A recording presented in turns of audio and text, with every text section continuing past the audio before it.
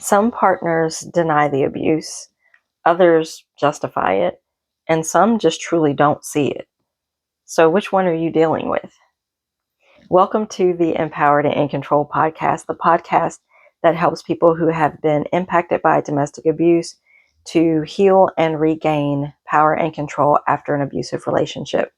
I'm your host, Oriana, your favorite domestic violence expert, speaker, and the owner of To Rise Advocacy and Consulting. After a recent presentation on domestic abuse, someone asked a great question, and it's a very common question. Do abusers know they're being abusive? So we're going to unpack that in today's episode. I'm just going to cover a few things based on my experience in this field. Many people who have experienced various forms of emotional abuse in particular describe having explained to their partner at length how their behavior has caused them pain and frustration. But it's often met with excuses or minimization or even apologies, but no behavior change. So when your partner is loving at times, but also hurt you at other times, it creates a cycle that can be very difficult to break. Sometimes we find ourselves changing our own behavior, thinking that that's what's going to help.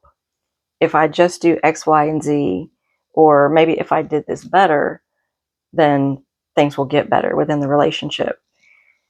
All the time, we're not realizing that the goalpost will always be moved because you're not intended to win.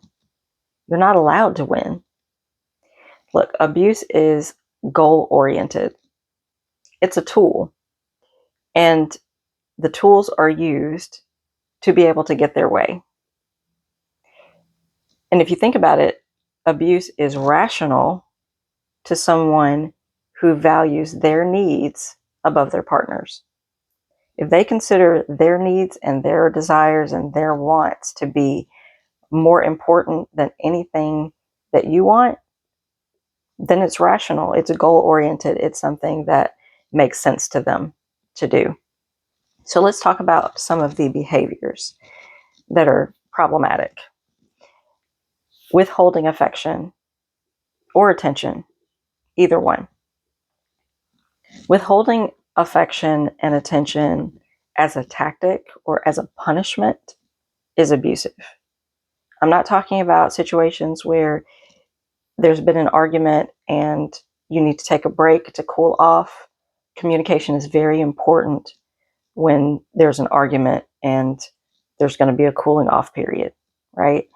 Being able to communicate that, look, I am angry right now and I don't want to say something that I'll regret later, so I just need to take some time. That's not abusive.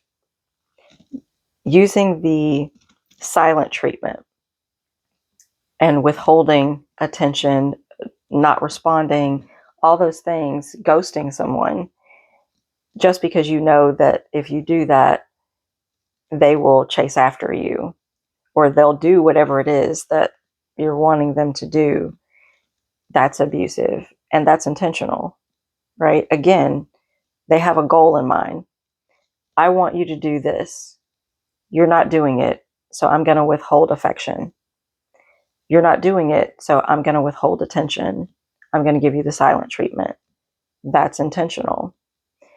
At the end of the day, even if they don't consider it to be abusive, if you know that your goal of doing this behavior is to get what you want, then you are intentionally being abusive. So let me make sure that I'm clear. Withholding affection is also not a situation where we're talking about there's been a fight and someone is wanting to be affectionate even though their partner's mad at them. If your partner is being abusive and they're doing something that has hurt you, it's perfectly fine to set boundaries and say, you know what, I don't feel like being intimate. I don't feel like cuddling with you or whatever the case may be. That's not abusive. That's setting boundaries. And that's setting boundaries to protect you, not to hurt them. That's one of the things that is very important about trying to discern whether or not someone is aware of what they're doing and what their goals are, what their intentions are. If they're trying to hurt you, it's abusive. If they are trying to protect themselves, that may be something else. That may be due to trauma. There are a lot of people who withdraw when they feel that the relationship is not going the way that it needs to, or an argument is difficult. There are a lot of people who withdraw. That's not something to hurt you. It's something that is protecting them. Now, another example would be weaponized incompetence. This would be when someone is constantly making it seem like they don't know how to do something that you know good and well they know how to do, but they just keep asking questions about it or procrastinating about it until you do it. Let's use washing dishes, for example. They want to know, well, what do you want the cups, and do you need me to do this and that? Do you put it in the dishwasher? What do I put in there again? All these things that they know how to wash dishes. That they know how to take the trash out, but they're not doing it. Or they're making it so difficult that you just do it yourself. That's weaponized incompetence.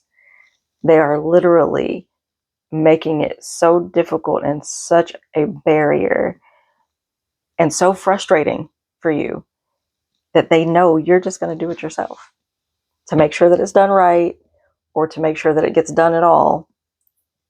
They are purposely being incompetent to make sure that they don't have to wash dishes because they didn't want to in the first place. Now, again, there are situations where people are not aware of what they're doing. And there are mental health issues that can come into play. But part of what you have to do is think about the overall behavior. We're not talking about just one thing, right? We're not talking about just washing the dishes and that time that they didn't call you back after an argument. Those two things doesn't make someone abusive. But let's look at a pattern. Are there patterns of behavior that you can recognize where this person is consistently getting their way? And they're using different tactics to do it because this one thing doesn't work all the time. Arguments don't always work. Sometimes it has to be intimidation. If intimidation doesn't work, sometimes it has to be physical force. All of these are tools in a toolbox that are goal-oriented for you to not win.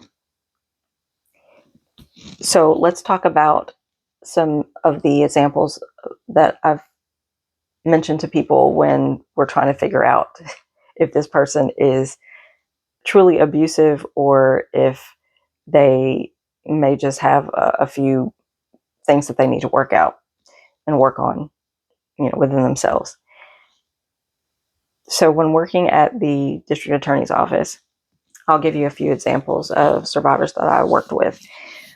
One was talking about her partner's anger. And she talked about how he gets angry and, it always escalates from this fight, this argument into physical fighting. And she was just tired of that always being the thing. And she wanted him to get anger management. Well, anger management is not appropriate for domestic abuse. And I'll tell you why. Because it's not an anger management problem. There is a book called Why Does He Do That? Inside the Minds of Angry and Controlling Men by Lundy Bancroft. And in that book, he talks about anger. He talks about how men that he worked with, and he's a world-renowned expert on abusive men. Like he's worked with batterers intervention programs and in counseling and all these different fields that still deal with the population of abusers, and mostly men. He was talking about anger, and he said that the man doesn't have a problem with his own anger. He has a problem with your anger. How many times have we seen that? Like, I've had to explain to people, like with this young lady, I said, does he fight his boss when he gets in trouble at work.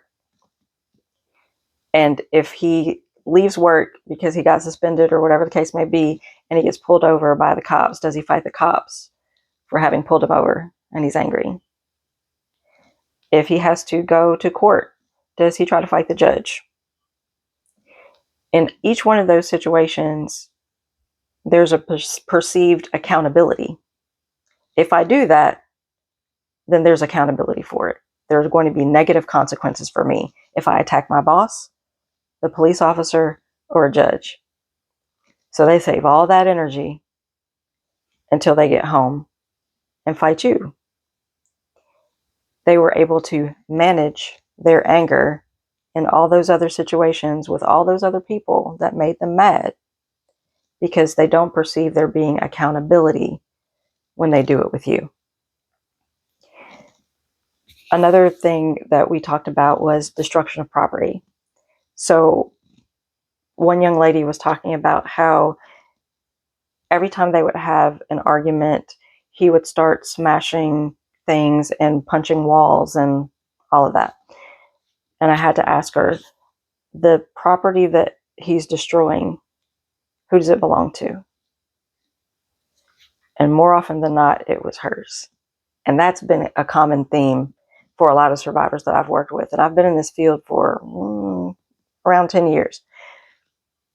If most of the property that they, or all of the property that they are destroying belongs to you and not them, they are managing their anger and they are specifically directing that towards impacting you. You have to replace those things. Those are things that were important to you. They're not breaking their own stuff. And if they are, then there are other issues there as well. But for this example and for this young lady that I worked with, it was more so, this was a consistent thing that he would break her TV. He would take her, belongings that were very valuable to her or very sentimental to her and break those. It was always something that belonged to her. Even the apartment itself that he's destroying and punching walls and breaking things was her apartment and her furniture. Another thing that we talked about was what the relationship was like with the women in their life. So one young lady in particular talked about how she felt like her partner was always just combative with her. It's just her. He doesn't get mad at anybody else. It's always just me.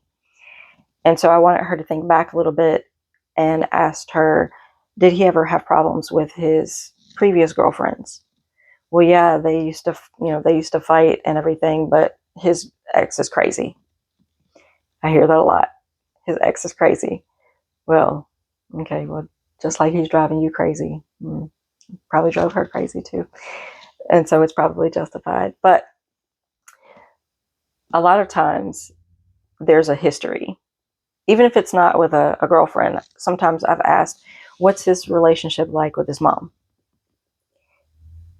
Overwhelmingly, not a good relationship with their mom.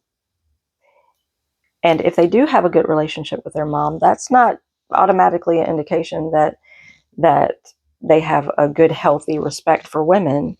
Sometimes mom enables their behavior. And so that's why they get along with mom.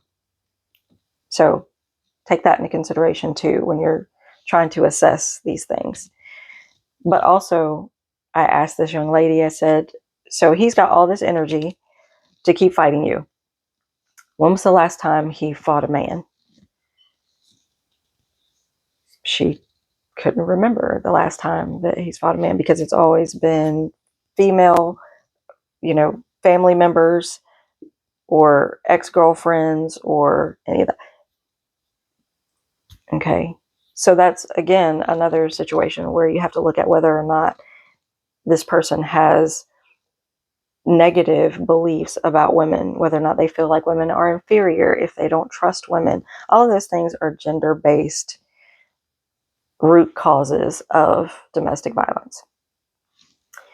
Another thing that we talk about a lot is entitlement. And entitlement, I've talked to people about that with male clients, with female clients. Entitlement is huge because there are exclusive privileges and rights that the person feels like they're entitled to and you're not. This is where the double standards come in, right? This is where they can go out to all hours and not call and not come home if they don't want to, but you can't do that. Like, don't let you go out and not call or not answer the phone. This is where they're able to cheat and apologize and expect to be forgiven and for it to be forgotten. But let you even mention somebody at work that has a male sounding name, then you're accused of cheating and you're the most horrible person and they can't deal with it. It's entitlement that causes a lot of problems in relationships when one person, again, feels like their needs and wants are more important. They value what they want more than they value their partners. So are you seeing the pattern there of all the different behaviors, all the different tactics, and in all of those, the goal is for them to get what they want?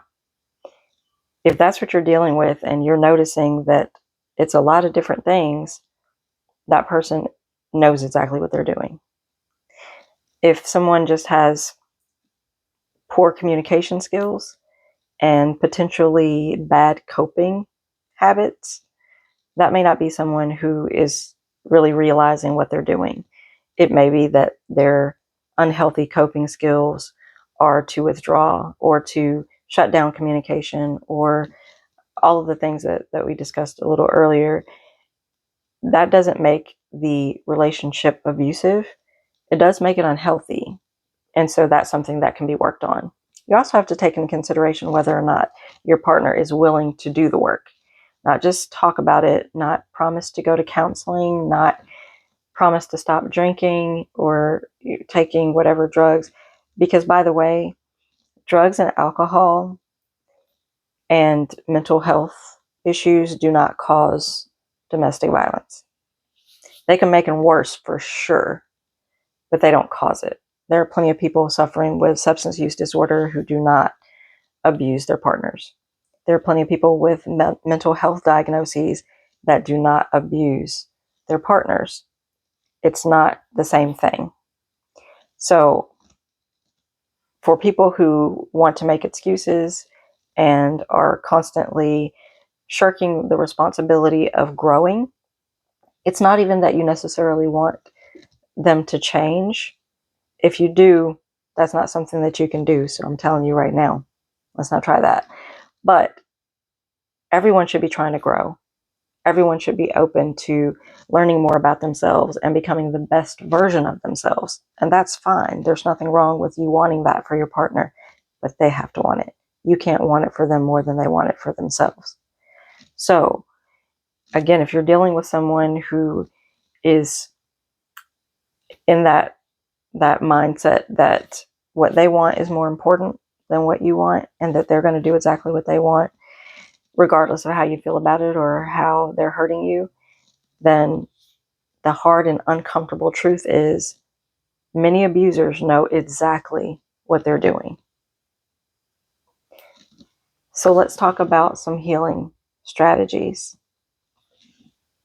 When you've been in a relationship like that and you've been trying to make sense of whether or not this person knows what they're doing to you, and once you have some clarity as to these tactics and the way that people view their relationship, then sometimes they can make it easier for you to have that clarity for yourself.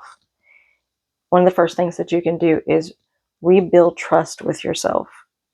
Sometimes being in relationships like that can make you feel crazy and doubt reality, especially if they're gaslighting you and telling you that things didn't happen when you know they did.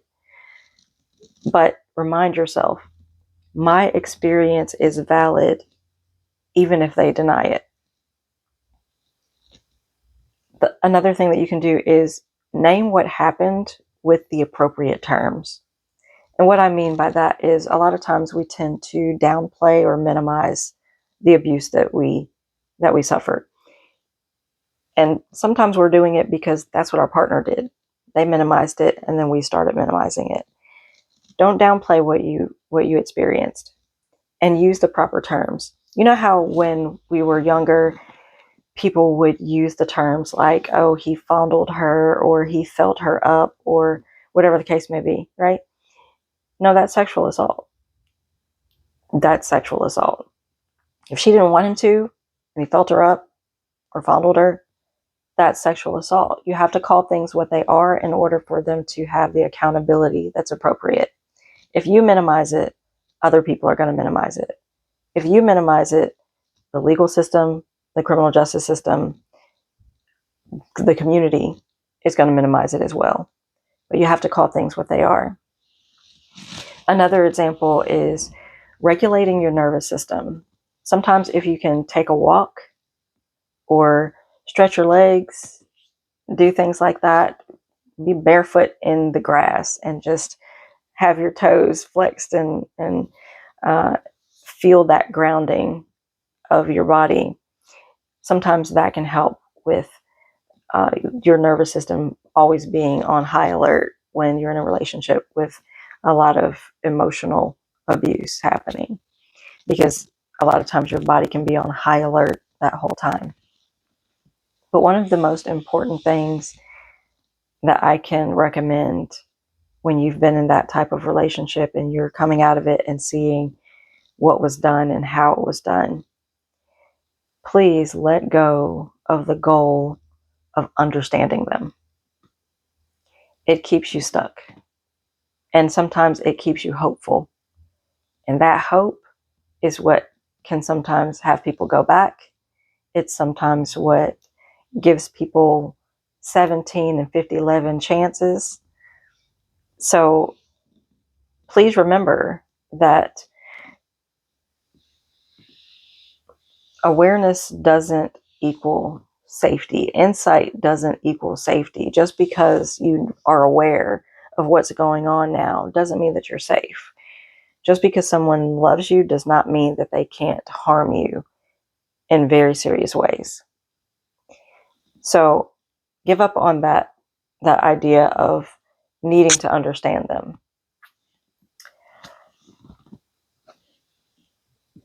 Closure does not require their understanding. It doesn't require their explanation. That's not what closure is for. And expecting the person that hurt you to heal you is not realistic. So those are just some tips on things that you can do to try to get a sense of center back and shift the focus from them back to you, because that's where it needs to be. Remember that patterns matter more than apologies, right? Apologies come all the time and there's no behavior change. What's the pattern?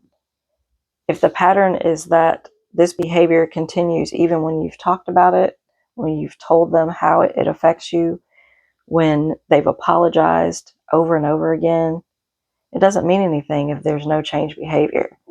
I 100% believe that. You know why?